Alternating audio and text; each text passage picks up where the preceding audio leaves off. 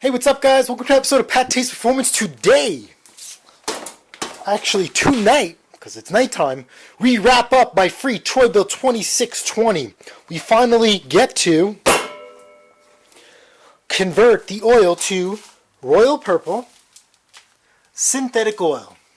Okay, remember, because the crankcase was filled with gas, I actually drained out the oil, and I put fresh oil, non-royal purple, because in the end, we have to drain that out. We can't have to flush that gas out, because we don't want to wash out the cylinders or piston and really throw this engine in the garbage and really nix the whole point of free. Even though I was prepared, if this engine was no good, I was going to put another one on it anyway. So we are going to tune it up. We are going to change the oil. Right, this is what you should be doing every year or every 25 hours. According to your user manual. Now, because you use synthetic oil, you probably could extend the hours, but I still would change it yearly. So we're going to change the oil. We're going to readjust the skid shoes. If you guys see, this is just poor and proper adjustment. Okay? We're going to check these shear pins, make sure we have them, and they're good to go. Okay? We're going to grease up the machine. All right? The belts on this machine do not need to be adjusted, because this thing grabs really, really good. And we can tell that by modifying the impeller. Now, if you have a decrease in performance, I could show you how to adjust the belt, but TROY-BILT has a really crappy design. Okay? I'm going to show you, but their adjustment, right? Usually you could slide the pulley back and forth. This one, it's slotted. You could pull out the pulley, the bolt, and reinsert into another position. What I like to do when it comes to adjusting the belts, if it needs to be done, right, because it's either one extreme or the other, I actually take a file and I file both of those holes into one smooth opening. It takes a little bit of time. If you use air tools, it's like butter. And then you actually have a fully adjustable pulley like you do on your older, traditional, better built machines. So, lo and behold, this thing's been running for a little bit, so we got it nice and hot, and yeah, let's get this oil change going. Alright guys, so here we are, right here is your drain plug. It's 10 millimeter, okay, and if you guys see, there's this little slot here, in case when you pull this off and the pole, assembly starts spinning, you just put a wrench right there and it'll stop it from spinning. But since we just changed the oil, we shouldn't have to do that.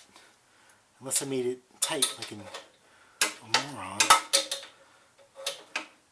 But let's see what we got. Yeah, see? Nice and easy because we just did it. There's going to be some spillage, so make sure you have a rag heavy. Usually I like to do this over my overhang, but we're out of daylight. So I'll make a little bit of a mess in my garage for you guys. You guys are worth it. Alright. I'm just going to tilt the machine back. Just like so. And here comes the oil. Pull out your dipstick tube as well, so to see how it comes out a lot faster. And we're good to go. Yeah, let's put it in. If you put it in reverse, you pull that gear out of the way. So let's do that too. And just lean it back.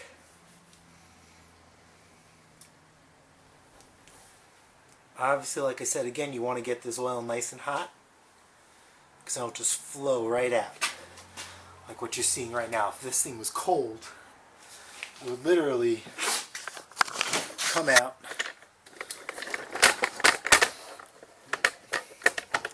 like molasses, as they say. It would be nice and thick.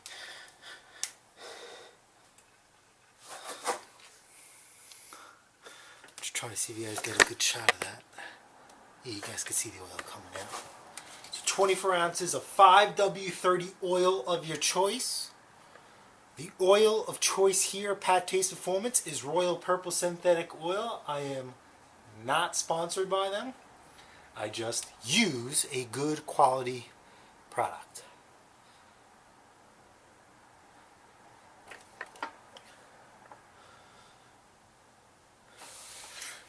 See, I'll let that run out a little bit. I'm not going to bore you with that. Alright guys, so the oil's out. A little bit of a mess because I don't have it hanging over my lip, but just start this by hand. Please do not try and do it any way else. You guys know I love my Milwaukee tools. When it comes to a drain plug, you do it the good old-fashioned way, by hand. Alright, nice and snug. And a quarter turn. That's it. You're done. Now let me just get a rag so I can wipe everything down and really decrease the chance of having oil in my driveway, in my garage. It's a small space. Even if it was a large space, you gotta try and keep it neat.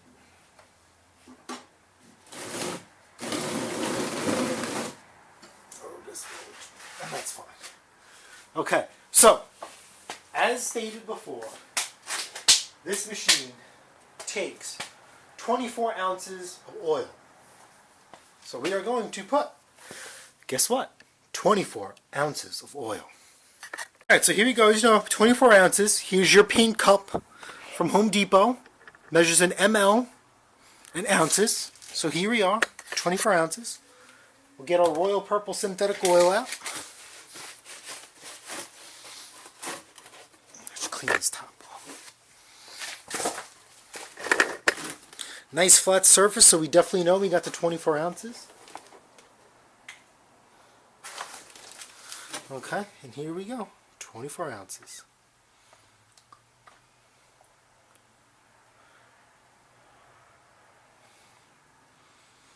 And that is it. Royal Purple goodness. Royal Purple is also a cleaning agent as well. But their molecular bond is superior because it works its way in to the engine and all its metal components itself. So why do I choose Royal Purple? My buddy used Royal Purple on his beater motorcycle. Beater is another word for maybe something that doesn't have a lot of volume. He had a burpage. That has never happened to me before. Got some air in there.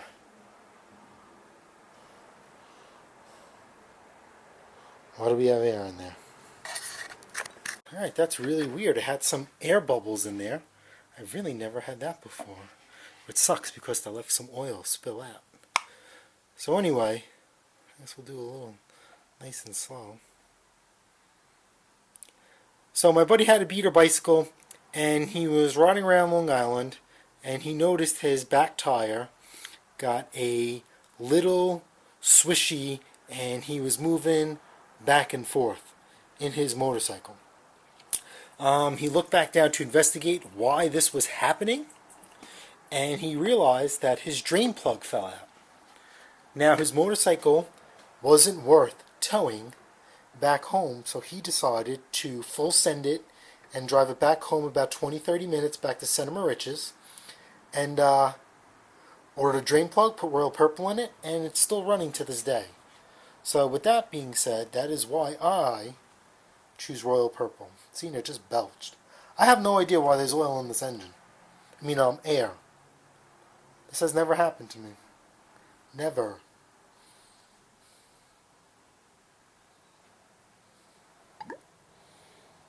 Can't believe this. Look at that. See? Cool.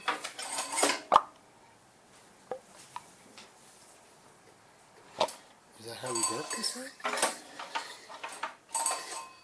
Yeah. Alright, we'll add air. I hope. Oh, come on.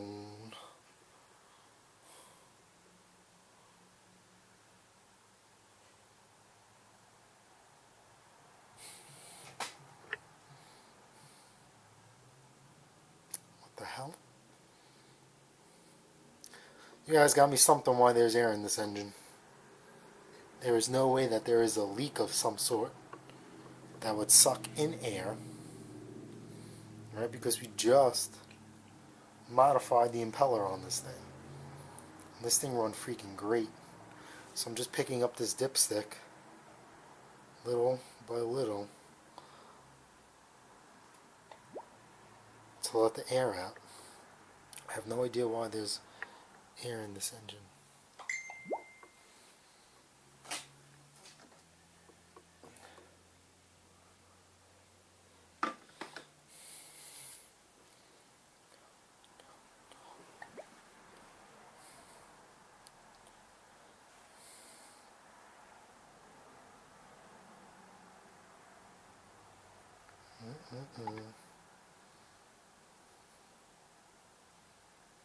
I really can't believe this. This is embarrassing. But you know what? We're going to put this on here in case you have the same issue. You know how to overcome it. We'll do little by little. And we're just going to let it pop up. Why is there so much air?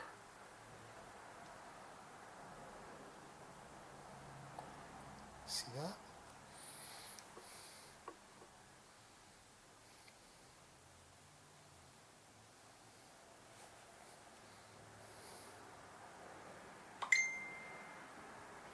Don't mind me, I'm selling a lawnmower tomorrow. And the guy's trying to change the time. Yep.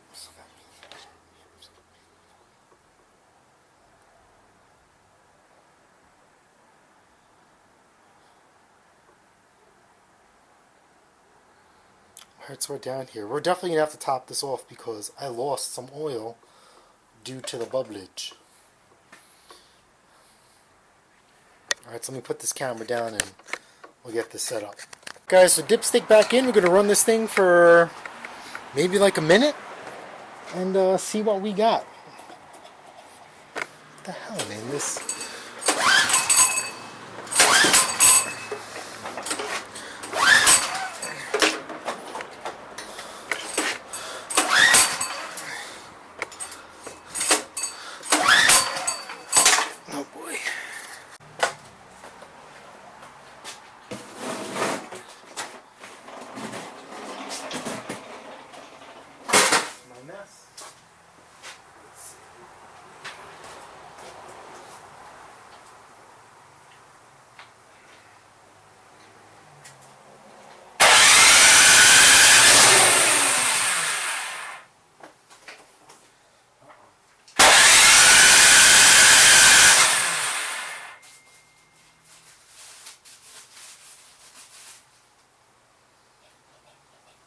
We have a little bit of gas. Should be enough to fire this puppy up.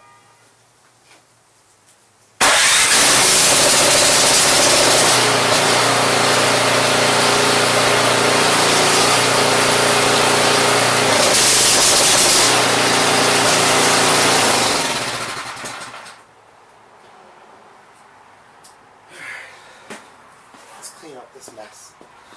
Oh my God.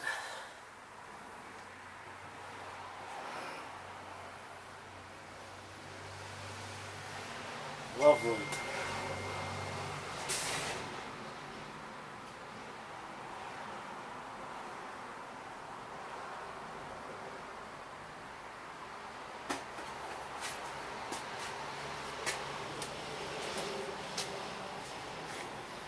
All right.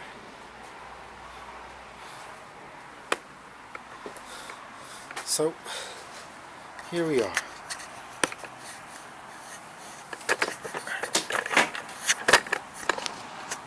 Pull this out. Let's clean it. Let's see how short we are.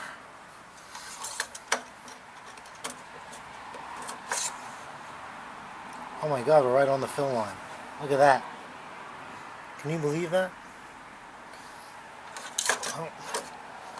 Surprise, surprise. Alright guys, so we're back after that uncontrollable fiasco that I still do not have any explanation for. So anyway, alright guys, we're going to be adjusting the skid shoes on this snowblower. Why should you adjust the skid shoes? Because you do not want to eat away at the chute of the machine. It is repairable, but it gets kind of expensive because then you have to start doing metal work, welding, and building the metal back up.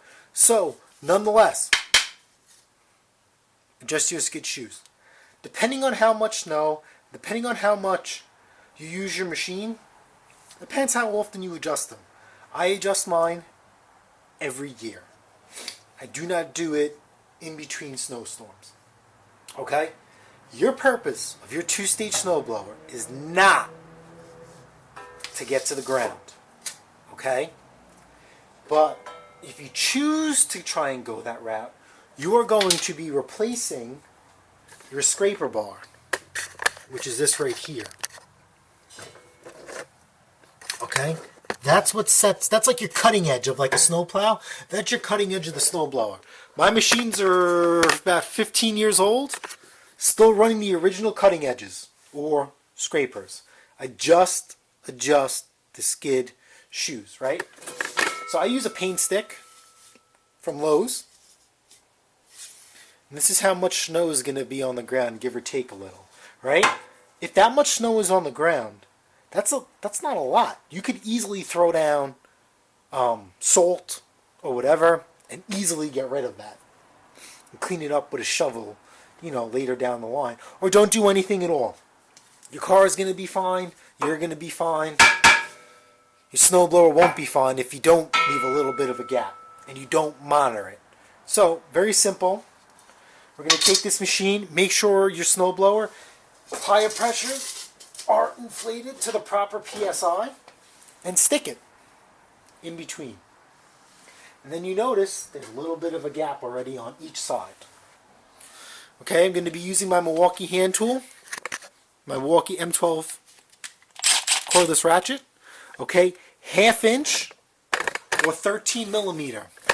Okay, it's going to be 2 bolts on each side. There's a carriage bolt. Remember, hold it from the inside, support it, and just walk it off with your gun just a little bit. And then you see the skid shoe drop down. Perfect. Now, support it, tighten it a little until you feel you get a little snug. Keep constant pressure down and hold it. And now it's set. And then what you do to one side, you must do to the other. So we're going to do the same exact thing.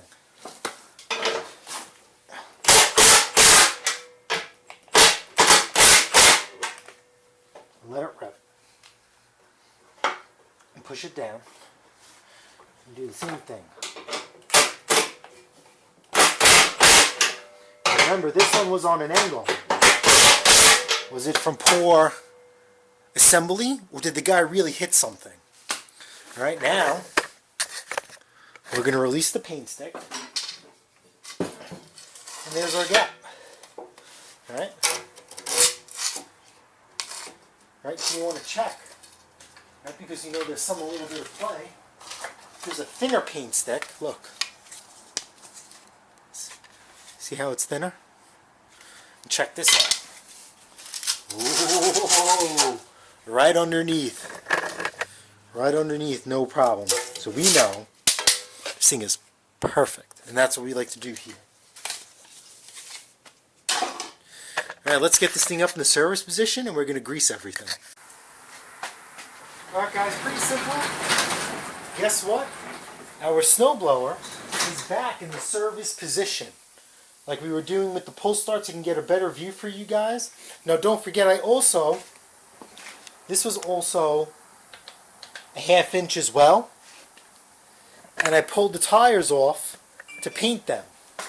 And in the same process, right, I also put grease on the axles or anti-seize. You need to do that so the wheels don't get frozen on there. If the wheels get frozen on there, you're going to be in for a really, really bad time. Because what happens is when I pull off this cover, I'm going to show you the inside of the snowblower. And at some point in time, if you use your snowblower, you're going to have to pull those wheels off. So please, even if you buy a machine brand new, please pull those tires off. Okay? You got 3/8, 1, 2, 3. or 10 millimeter. We zip these bolts right out.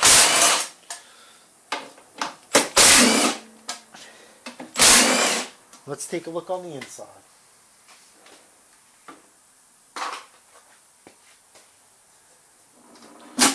That pulls right out. Uh-oh. Yeah, because I had some oil spillage. Nonetheless, here is the inside of our beloved free TROY-BILT snowblower. Alright, so what we need to do, right? Let's get a closer view. This, we're going to dumb this down.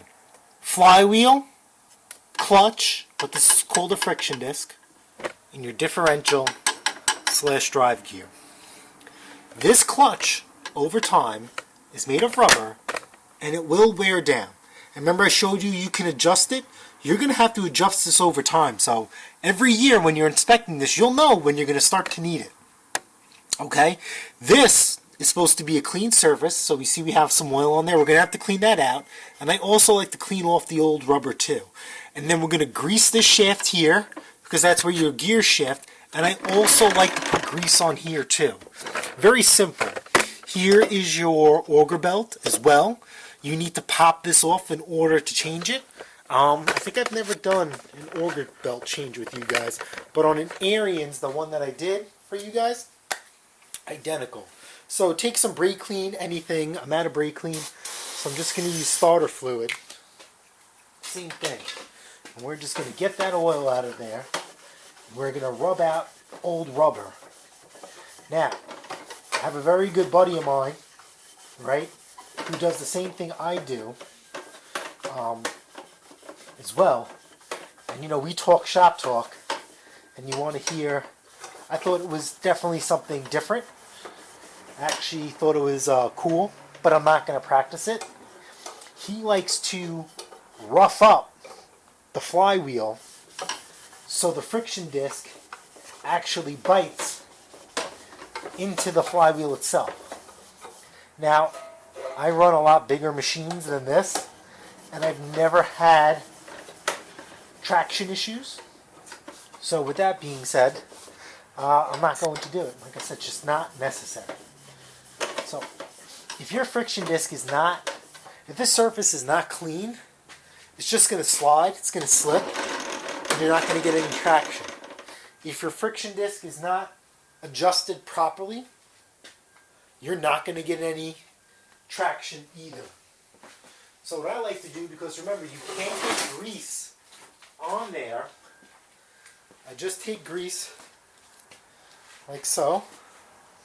It's like a hard grease, and I just apply it by hand, and you work it up and down and around, right? And it's nice and hard. It's a nice hard grease. It's not going to go anywhere. And then you just shift your gears back and forth, and it will spread it with you. Now, how we did one side, we'll go in and we'll do the other. Work it, remember, up and down. Okay. And that's it. Now what I like to do on the gear is I like to just work it into the gears. Right? Don't go crazy. Just work it into a little bit of the gears. Right? And then you spin this by hand. And then you can hear it. And then it's going to spread itself out. And you can hear that squishy sound. That's just the grease working its way around. You don't want to put too much grease, because then that grease is going to start slinging around, and it's going to get on your friction disc, your flywheel per se, and then you're going to lose traction once again. So, that's that. And remember, don't forget, pull off these tires, please. While it's easy, while it's new, and grease it. Do that every year. God forbid something happens or something breaks. I've never had anything break in here. But, you know, if the friction disc wears down, it's going to be easy peasy 1, 2, 3 to get it out. Now, let's talk about our cover. I like to leave it dirty. I like to leave it oily. Can you guys take a guess why? I'm waiting. Alright, so the reason why I like to leave it dirty and the reason why I like to leave it oily is this is the lowest part of the snowblower. That is where most of the snow is going to make contact with the machine. Hold on, I gotta get some indices. So, over time, it happens. These are going to get bumped and bruised and scarred. And what happens is it's going to make a dent and it's going to push in. It's going to crack the paint. And you're going to have rust and rot. But if there's oil and grime underneath, because it's just going to happen, that is a protective layer. So we got some anti-seize, right? Love it. Please put that on there, or any type of lubrication, because once again, remember, this is the lowest point of the snowblower. I'm going to start these by hand, and you do not want to have these frozen in either. And also, don't forget, a lot of people, common folk like me and you, nobody has heated, temperature-controlled garages, or sheds, right? You stick your snowblower in a shed, you're going to get hot and cold and condensation. That's just the way it is, unfortunately. And this is going to stop things from rusting and adhering to each other. And that's that. Now the cool thing about the Milwaukee gun, has different settings. So if I put it on here, it just makes it snug. That's it. Doesn't have to be gorilla tight. Just enough so the bolts don't fall out. And that is it. We are done. Got to post this sucker up for sale. Actually got to do some paint on it. But you guys get the idea. And I'll show you why. This machine is in fantastic shape. We are going to use our 99-cent Quick Color Home Depot paint on the muffler housing. You guys see that? It's a little rusty crusty, which is normal, because snow will sit on top and melt away and heat up the exhaust. And that's how you get that. So anyway, that's it, guys. That's a wrap. This is our free TROY-BILT 26 Storm Snowblower, 2-stage snowblower. This thing is awesome. You got this thing for free. Found it at the curb. Thought it was a blown engine, but it's not. So what we did, we got it running, right? Cleaned the carburetor, new pull start rope, serviced it, modified the impeller, and that's it. We're good to go for Old Man Winter. Alright guys, if you guys found this video helpful, smash the like button, smash that subscribe button, guess what? I'll see you guys on the next episode of PATTAY'S Performance, and don't forget to check me out on Instagram. Alright guys, later.